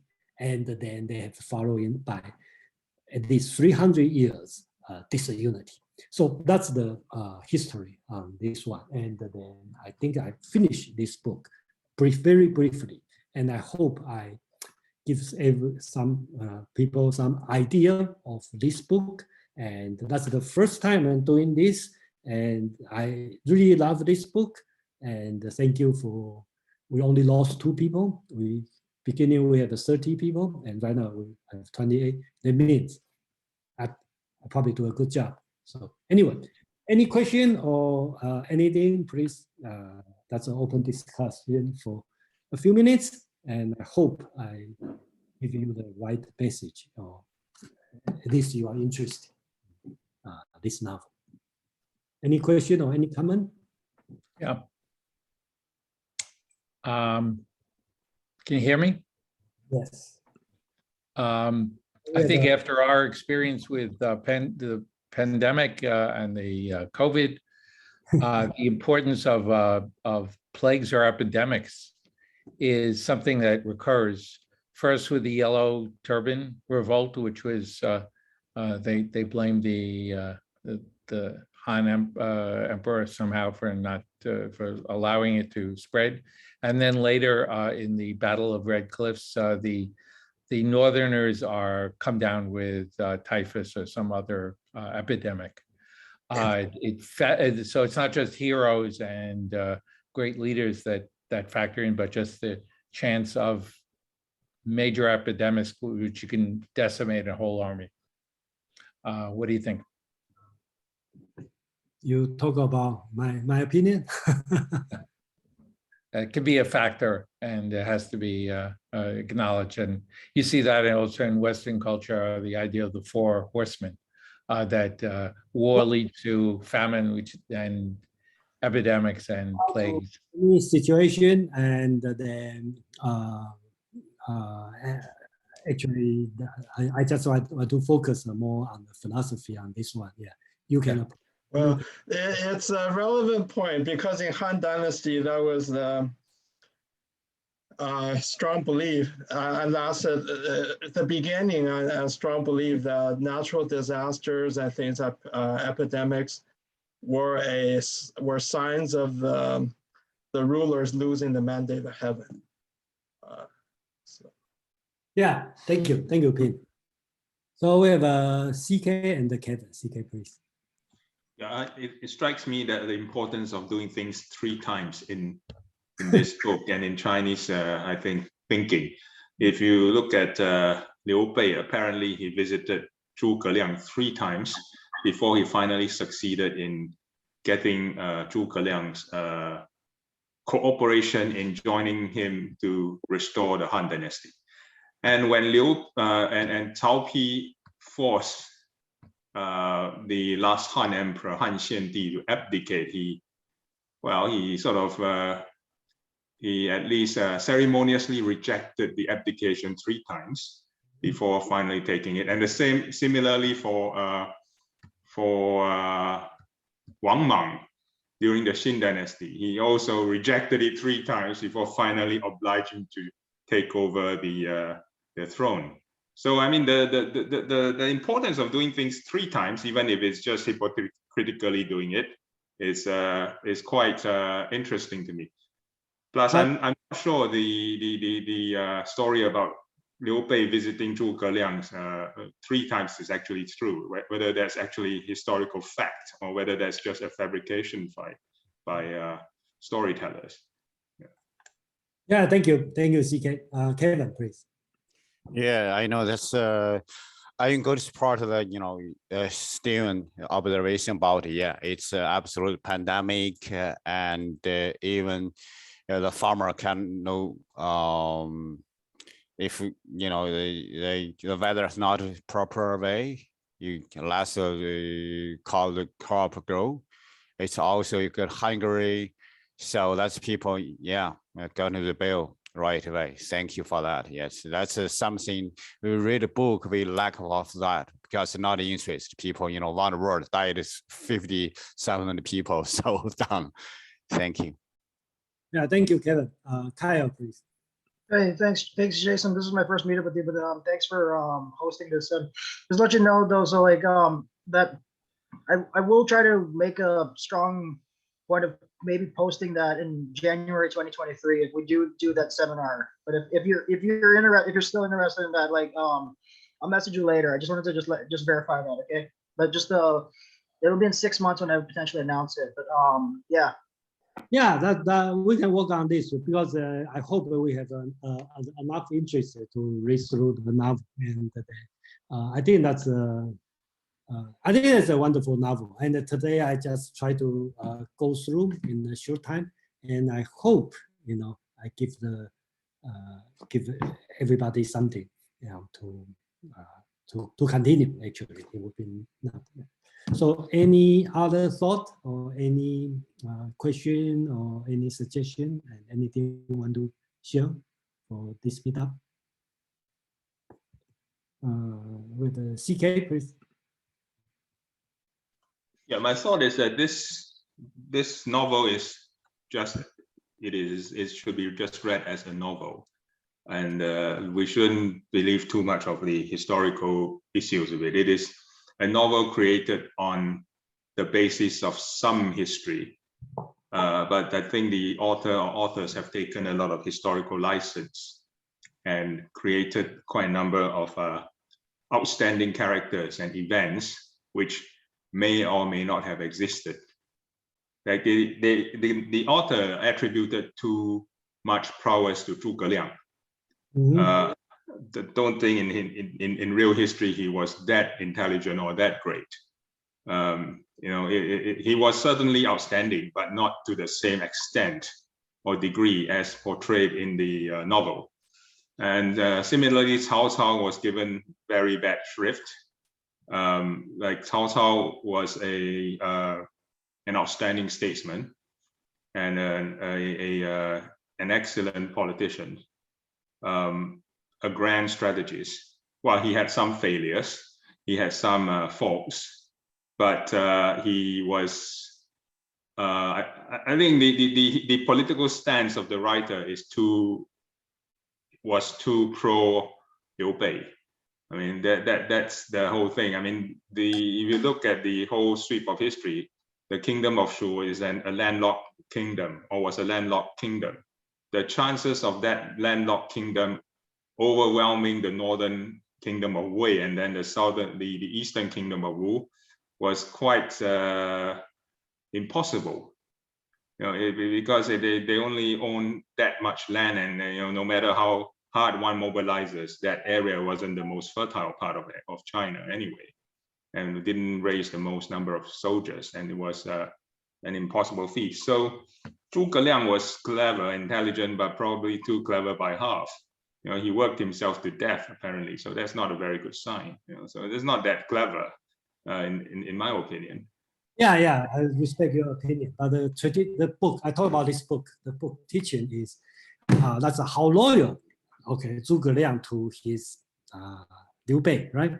Because even he knows it's impossible, but he still want to do it because that's when Liu Bei died, before Liu Bei dying, he asked Zhuge Liang to complete this one. So Zhuge Liang is a smart person, doesn't know it's not possible, but he still do it 6 times in 6 years.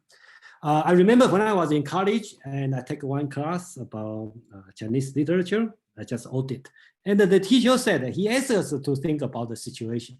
Think about like in America, and the Mexican want to take back California. And in 6 years, Mexican invade American 6 times.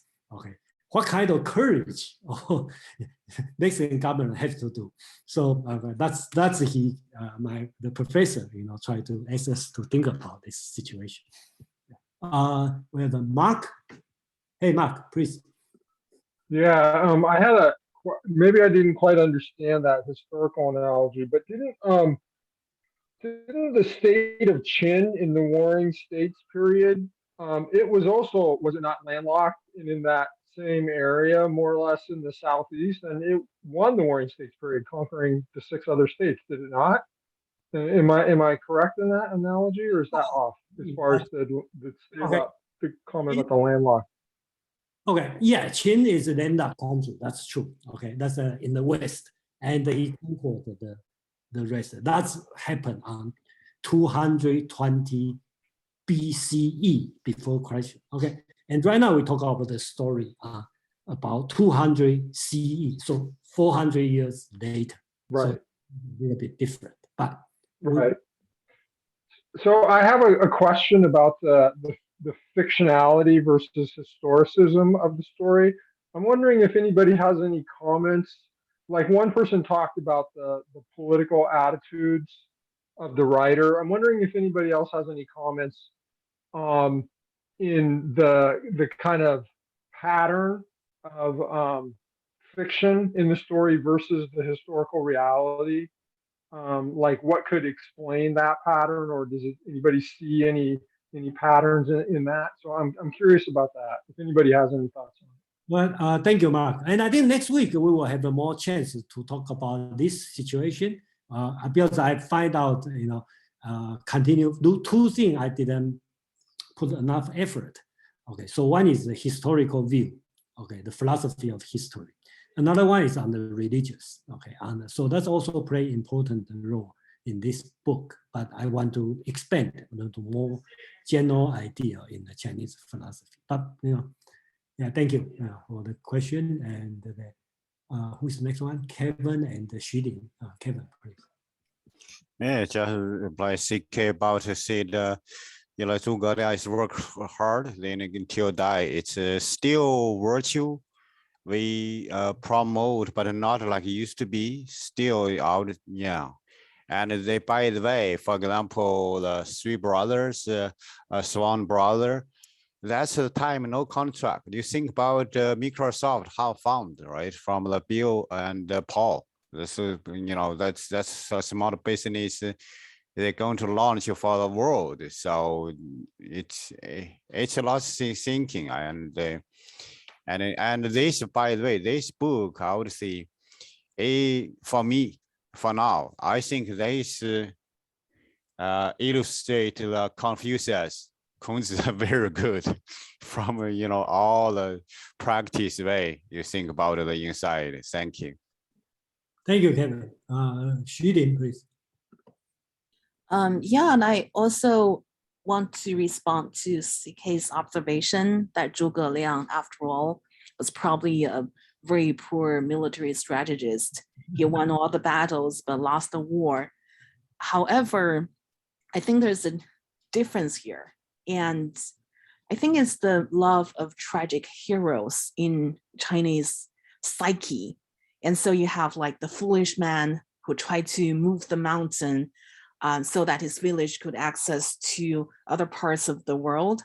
And you have this, Jing Wei, and who tried to disappear the whole ocean, the big ocean.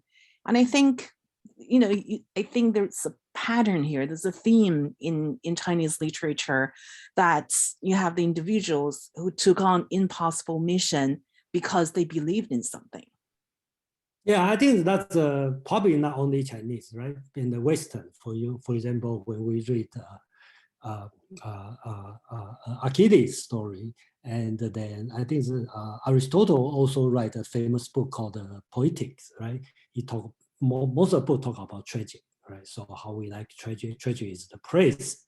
The reason we enjoy or we write tragedy is to praise the moral higher than our daily life, and that's Aristotelian argument. So we see a lot of tragedy and being popular, but we can go more detailed. Chinese tragedy and different than the Western tragedy. So okay, CK, I owe you probably the last comment today. Okay, and remember next week we will talk about Sima Qian, another Sima, but that's unrelated to Sima Yi. Okay, that's earlier time, 100 BC. Okay, the early Han Dynasty. He's a great historian, and then his idea of history, philosophy of history, probably set the tone for the next 2,000 years of Chinese history, and which make the Chinese history different than the Western. I mean, I'm not talking about the content of history, I'm talking about the philosophy of history, or historiography is different than the Western. So that's next week. CK, please. Yes, I would just like to say that if you read the Romance of Three Kingdoms, it's quite striking to me. yes, there's this sympathy for losers and also sympathy for tragic heroes. But in the overall context, there's very little credit given to Cao Cao, because Cao Cao not only rose from very humble beginnings, he also pacified and stabilized the north and restored agricultural production and brought back some element of peace and stability to the people's lives under turmoil. And all these were not given much credit in the Romance of the Three Kingdoms. So in that sense, it wasn't a fair assessment of the situation. And the rest of Cao Cao's campaigns to unite the realm was a war of unification. And from that perspective, Wu and Shu, or Zhuge Liang, or Liu Bei, or Sun Quan, they were, in today's historical view, they were splittists. They were trying to split from the motherland, if you look at it that way, right? So that is they were, in other words, on the wrong side of history. Let's put it that way. Yeah. By insisting on restoring the Han Dynasty, which was beyond hope by the time. So they didn't see the light. They should have gone with Cao Cao and assisted him to bring all peace under heaven. You get a better ruler that way, and probably had a much brighter future that way. I mean, that's a different perspective, I understand, but it's difficult to talk to Chinese people because their sympathies is often always with Liu Bei and Sun Quan, and Liu Bei and Zhuge Liang and Guan Yu, Zhang Fei is so embedded in the psyche. It defies belief to me sometimes when I talk to them. Yeah. So, but let's say as novel basics. That's at the beginning. I will suggest. I don't see any novel have any purpose of teaching. What we are seeing is the story running on the background. So that's whatever is saying. And doesn't matter you agree or disagree on the author's view, it's still a wonderful novel to read. So that's my opinion. Okay, Mark, I give you the last word. Yeah, I have a question. I'm particularly interested in what CK and Kevin think about. CK specifically, why did the writer not give Cao Cao any credit? Like, what do you think? What is the reasoning for this really negative portrayal of him? And I'm interested in if Kevin shares the impression that Cao Cao was not really accurately portrayed, or if he has a different view. That's it. Thank you. CK and Kevin, you want to have a brief comment on this? I think that's a big question. That's a very big question, actually. I didn't quite understand the question, to be honest. Why they portrayed Cao Cao as a villain? Okay. And why I have my own opinion on that, because that one, the story was formed original from the Yuan Dynasty, and which has been the Mongolian invasion of China. So during that time, people start to talk about story of the great epic. Okay, I think that's the reason, because the Chinese people lost their land to the foreign occupied. So it's nature people to talk about the great past. So that's the situation started, and over the history, and then there's many things happened. But today's purpose, I just want to take this one as literature, and then if we want to discuss the political situation, compare why this, then we probably have to do it another time. I just want to focus this one as literature, when we read it. Okay, I need to finish it. Kevin, please. Yeah, just a quick answer about the one thing about Cao Cao is he said if in the peacetime, he will be hero. A great minister or king. It made a good country. In the bad time, yeah, he gonna use his tricks. That's one side. Second one, yes, it's not fair for Toto.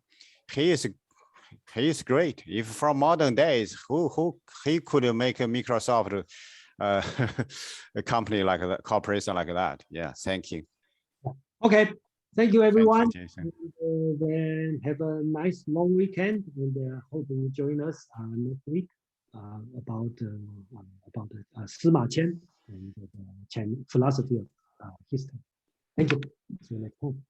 Thank you. All right, thanks.